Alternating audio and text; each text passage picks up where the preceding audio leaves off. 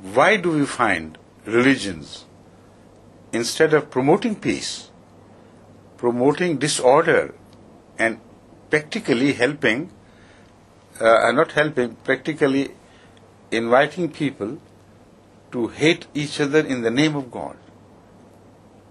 Is the most, unacceptable thing. That can again lead us to only two conclusions. Either these religions as understood today have gone so, off the route, off the path, that nothing of guidance is left in them, and they should be rejected in totality. Or the other conclusion which I prefer to make is that the religious leadership has gone wrong, and they unnecessarily and unduly and unrightfully emphasize those parts of religions which differ with others, and do not draw our attention to the commonalities. While despite the theoretical and doctrinal differences, as we have spoken of earlier, there always remains a common platform to every religion, which is the platform of morality. This is the platform of human relationship. And no religion on earth has different views on that.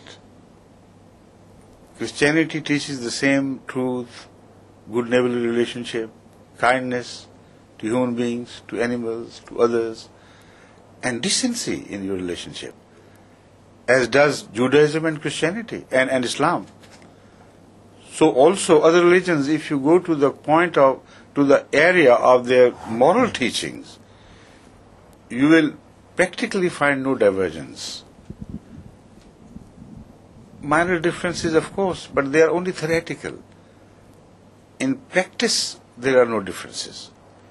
Now, one can say in Christianity you find the teaching that if somebody strikes you on the right cheek, offer the left one. I agree, but that was a time-related teaching, and it has been practically rejected by the Christians themselves as no longer valid. Practical teaching on the moral issues of differences is a Christian or Western teaching is exactly the same as Islamic. No change whatsoever.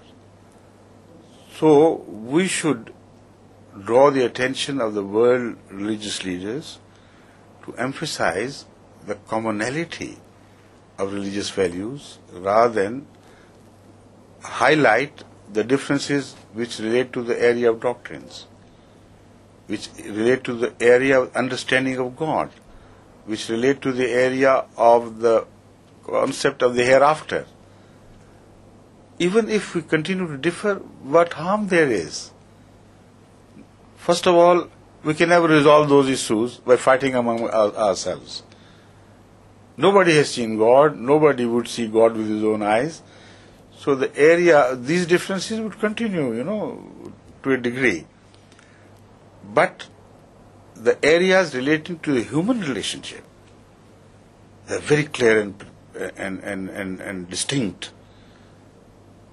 And no religion gives you a different teaching, speaks of different teachings, different attitudes towards your fellow human beings.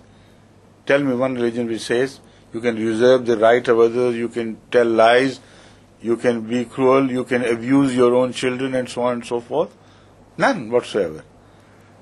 So this danger which you refer to is only an ethereal danger which has been turned into real by the distorted attitudes of religious leaders or group leaders of the ethnic groups.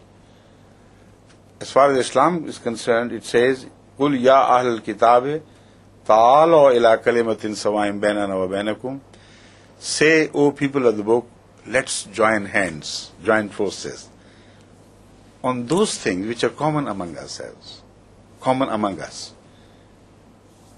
And why don't we join hands?